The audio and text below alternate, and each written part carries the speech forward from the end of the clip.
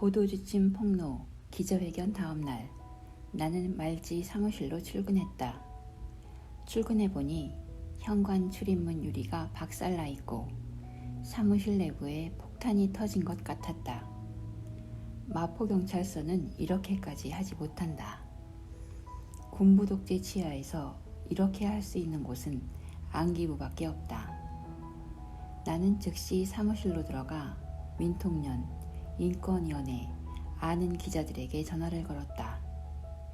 얼마 후 몇몇 기자들이 찾아왔고 현관문과 엉망이 된 사무실을 촬영했다. 흉흉한 소문이 들려왔다. 김태웅, 김주원 두 사람은 등치가 있고 살집이 좋았다. 형사들이 맷집이 좋아 때리는데 부담이 없다며 좋아한다는 얘기도 들렸다. 박박콩 트리오 세 선배는 도발이 신세가 되었다. 송건호 회장은 잡혀가 조사를 받은 뒤 이틀 만에 풀려나왔다. 송 회장님이 붙잡혀가고 고초를 겪고 있을 듯하여 노심초사하고 있는데 사무실로 송 회장님이 쏙 들어오셨다. 햇살이 따뜻한 9월 말 어느 날이었다. 사무실 소파에 앉으셔서 송 회장님이 말씀하셨다. 한동안 어려운 상황이 계속될 겁니다. 사무실을 야무지게 지켜주세요. 송 회장은 아가씨 혼자 겁나지 않을까? 그래도 학생운동의 투산이 잘 이겨내겠지. 앞으로 민원협 내부에 어떤 분란이 일어날지 몰라 참으로 걱정인데 하시며 어려운 일이 생기면 찾아가 논의하라고 몇몇 해직 언론인 선배들의 이름과 주소를 알려주셨다. 순식간에 말지는 공동화가 되었다. 이후 언제 조직이 복구되고 말지를 재발간하게 될지 기약하기 어려웠다. 그런 상태에서 1987년이 밝아왔다. 말지 모든 조직이 깨져도 깨지면 안 되는 단 한 조직이 있었다. 영업망이 그것이다. 김태웅 사무국장은 민주화 운동권 다른 선배들과는 달리 이제가 있었다. 그가 2대 사무국장이 되어 역정을 든 것이 말지 판매망 구축이었다. 말지 1호 발간 때 공동체 출판사 영업망을 쓰면서 크고 작은 마찰이 있었다. 김태웅 사무국장은 말지가 독자적인 영업망을 구축해야 한다고 판단하고 영업 쪽 활동가를 2명이나 보강했다. 김태웅 선배가 잡혀가기 직전에도 나에게 신신당부한 것이 영업망만은 마지막까지 가동시켜 조직 운용 자금을 모아두라는 것이었다. 나는 김 국장의 지시를 충실히 따랐다. 배시병, 허정화 두 활동가와 함께 비밀리에 보도지침을 줄기차게 팔아 자금을 마련했다. 1980년 군부 쿠데타로 집권한 전두환 대통령은 민주정의당을 창당했고 관제, 야당, 민한당을 만들었다.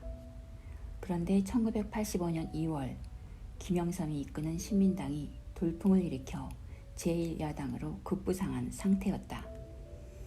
1979년 김영삼은 신민당사에서 점거 농성을 벌이던 YH 여공들을 끝까지 보호했다. 당시 김경숙 씨가 투신 자살을 했고 이때 김영삼 총재는 의원직 제명을 당했다. 김영삼은 그때 다익을 모가지를 비틀어도 새벽이 온다는 유명한 말을 남겼다. 김영삼이 이끄는 신민당이 돌풍을 일으킨 것은 의원직 제명을 당하면서까지 박정희 정권과 싸운 것에 대한 국민들의 보답이었다. DJ, YS는 숙명적 라이벌임과 동시에 운명적 동지였다. 김대중 전 총재는 국외 망명 중이다가 귀국해 가택연금 상태였고 김영삼 총재 역시 정치를 할 수 없는 상태였다. 군부 독재 종식을 요구하며 목숨을 건 23일 단식 투쟁을 하던 김영삼 총재가 혼절해 병원으로 실려갔다. 철저한 언론 통제로 김영삼 총재의 단식은 전파를 타지 못했는데 입에서 입으로 전해져 많은 국민이 알게 되었다.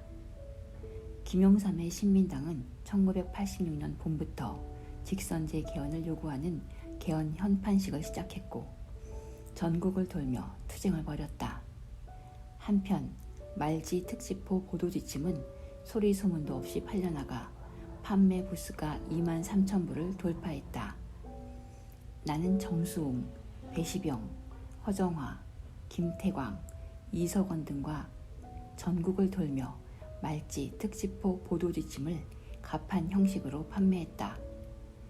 우리 일당이 개헌 현판식을 비롯한 각종 집회에 떴다 하면 보도지침 1000부는 쉽게 팔았다. 나는 말지의 잔다르크라는 별명을 얻게 되었다. 동아트위 위원장을 역임했고 국회의장까지 지낸 임채정 선배는 말지 기자들의 영웅적인 판매 투쟁으로 깊은 감명과 함께 용기를 얻었다고 말씀하시곤 했다. 한편 구속된 세 사람의 석방을 위한 국제적 탄원 운동이 시작되었다. 앰니스티 인터내셔널은 한국의 언론 자유를 지키다 구속된 3명에게 앰니스티 인권상을 수여했다.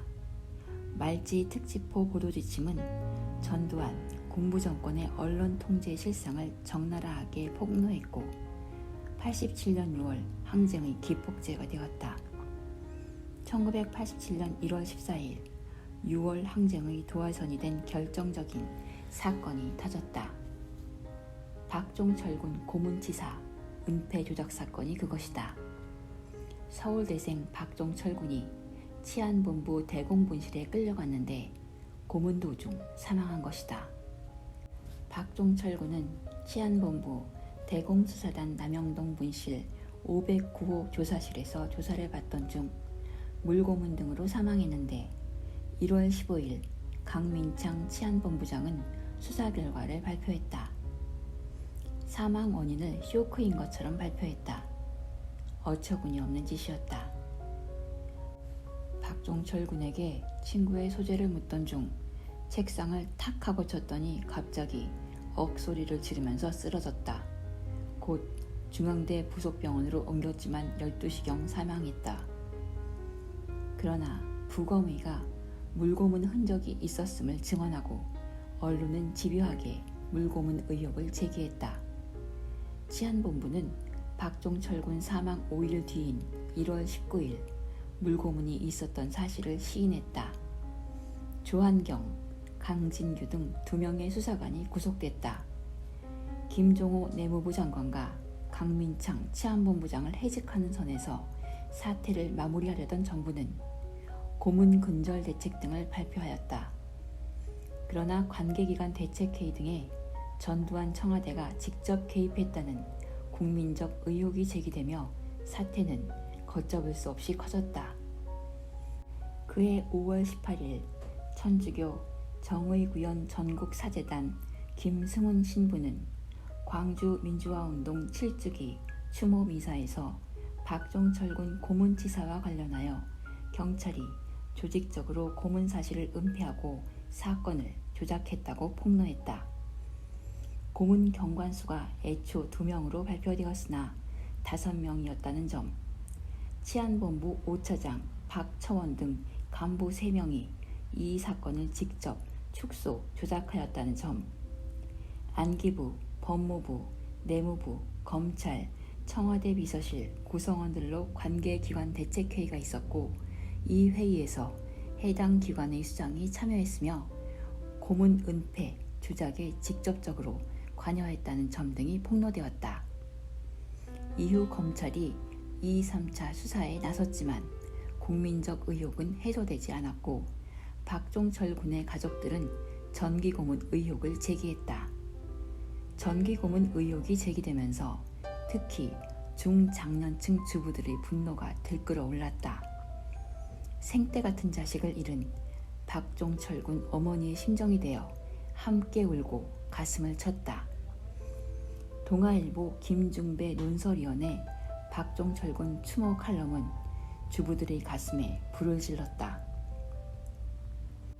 하늘이여, 땅이여, 사람들이여, 저 죽음을 응시해주기 바란다. 저 죽음을 끝내 지켜주기 바란다. 저 죽음을 다시 죽이지 말기를 바란다.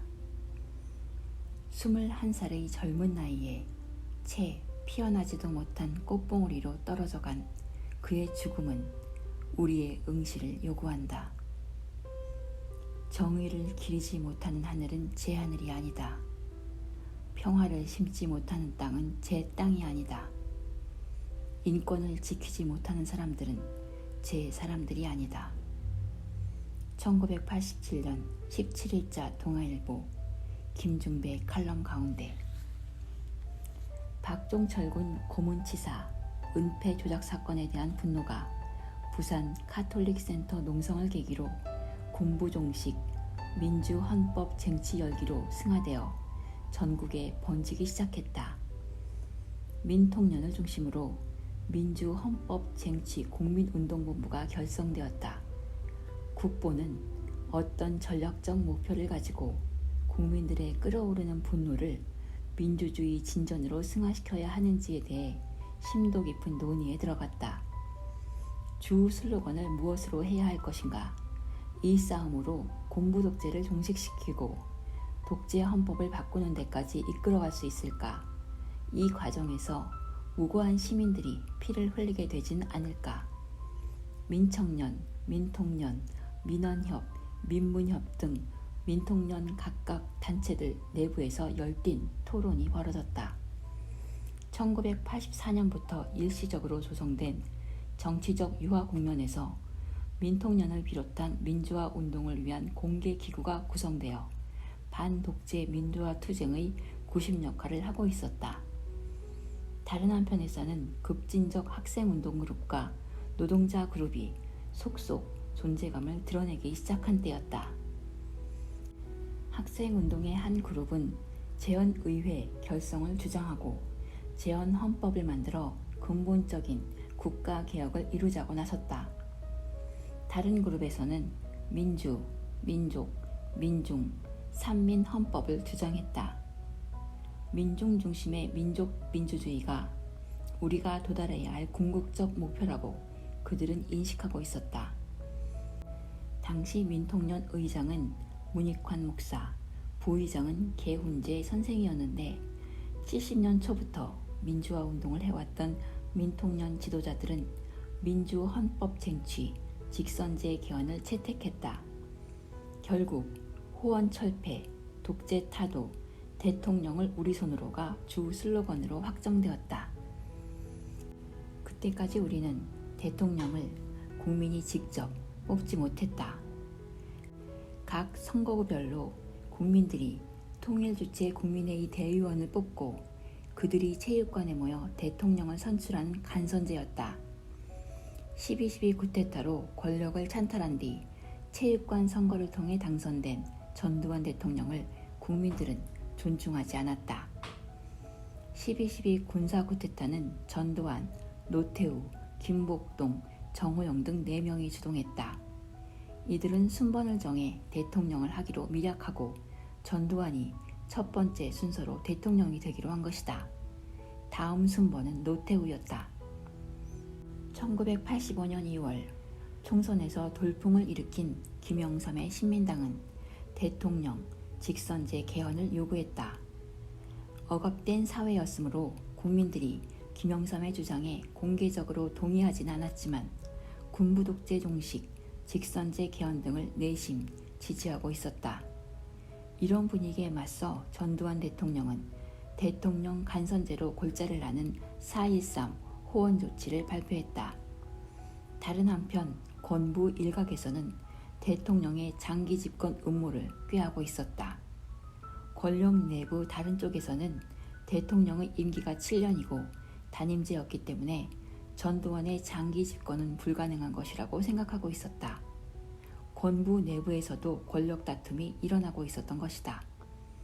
때맞추어 한 국책연구소에서 전두환 장기 집권 프로젝트를 수행했고 그 결과가 보고서 형태로 청와대에 제출되었다는 소문이 돌았다. 그리고 해당 보고서가 말지에 입수되었다. 2000년까지 각하에게 권력을 이라는 제목의 이 문건은 큰 반향을 불러일으켰다.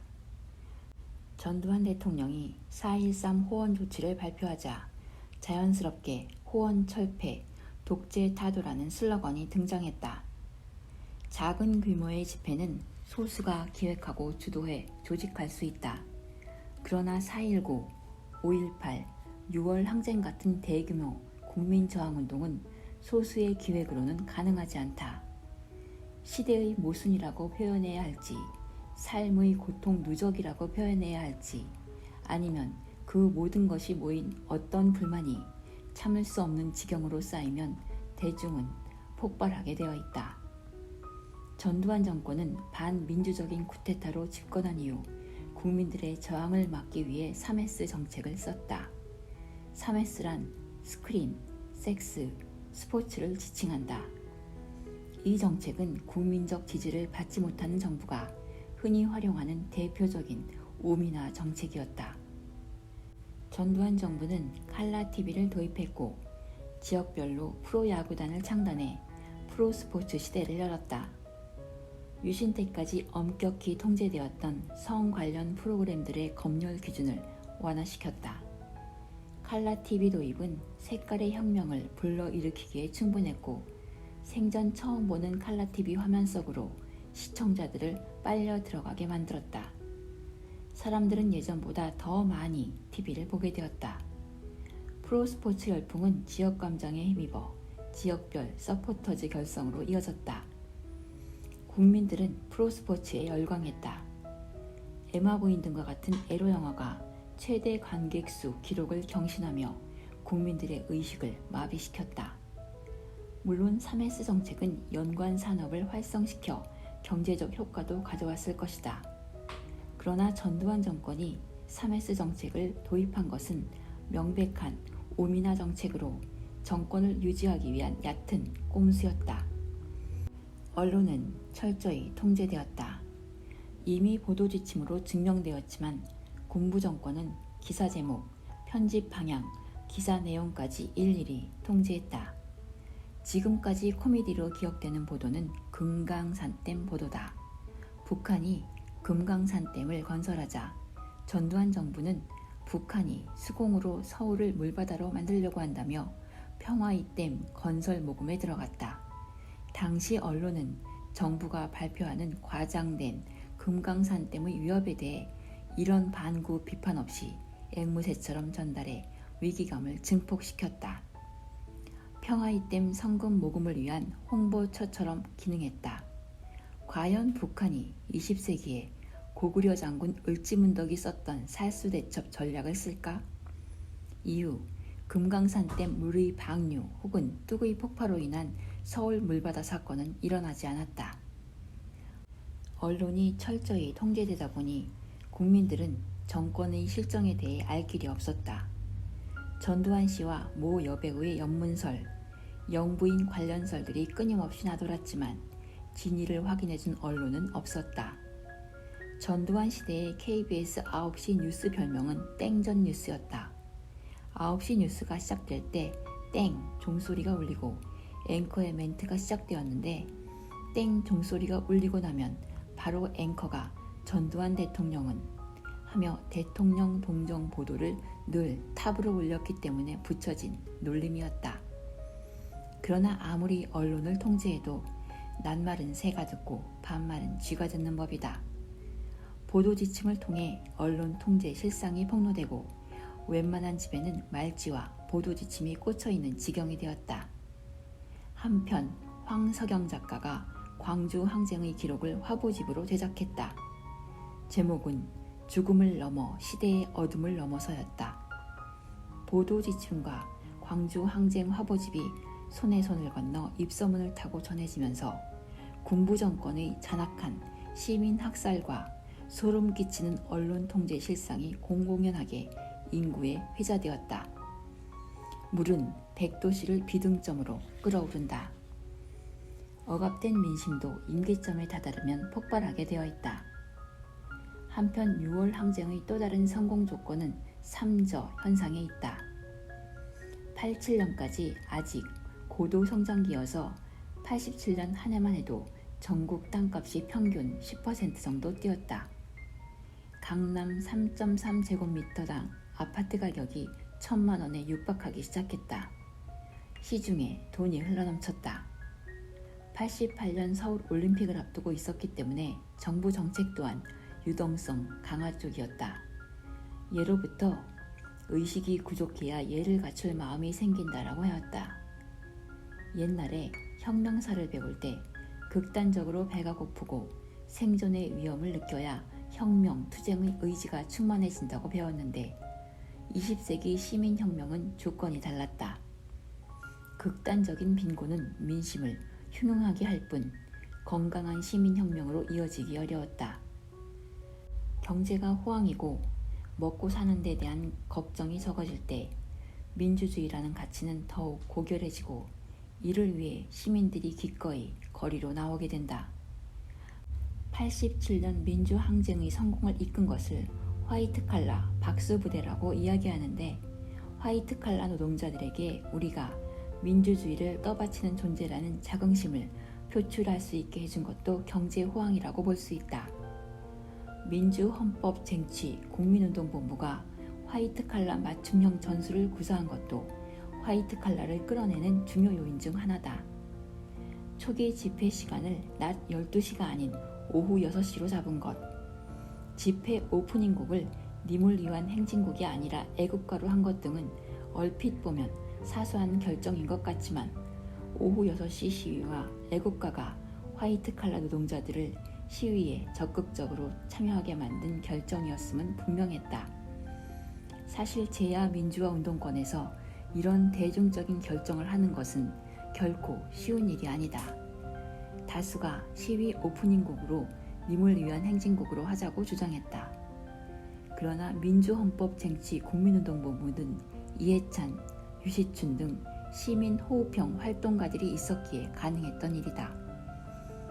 전대협의, 호언철폐, 독재타도, 대통령을 내 손으로와 같은 대중적 슬로건을 이의 없이 수용할 만큼 성숙되어 있었다는 것도 6월 항쟁 성공의 중요한 포인트다. 6월 항쟁이 막바지에 이르고 전국적으로 호언철폐, 독재타도의 함성이 높아졌다. 민주헌법쟁취 국민운동본부는 87년 6월 10일을 집중 행동의 날로 선포했다. 이후 6월 10일부터 6월 28일까지 전국은 시위의 도가니가 되었다. 그리고 집권당 대표였던 노태우 대표는 직선제 개헌을 수용했다.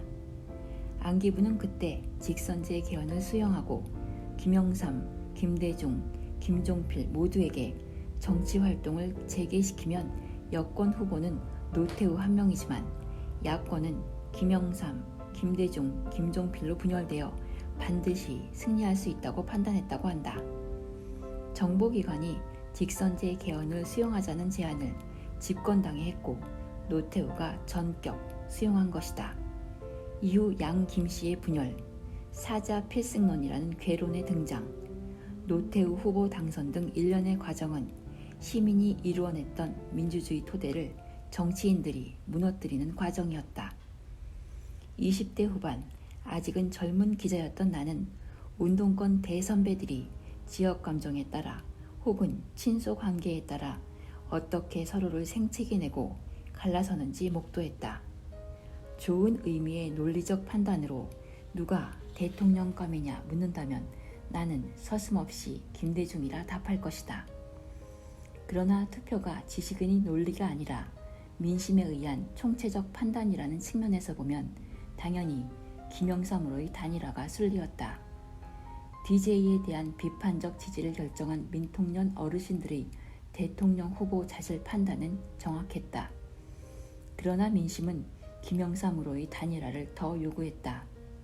1979년 유신 독재에 맞서다가 김영삼이 의원직이 제명되면서 부마 항쟁이 촉발됐고 부마 항쟁이 박정희 정권 내부의 권력 투쟁을 극대화시켰으며 그로 인해 박정희가 김재규의 총에 시해되었다는 것을 민심은 기억하고 있었다.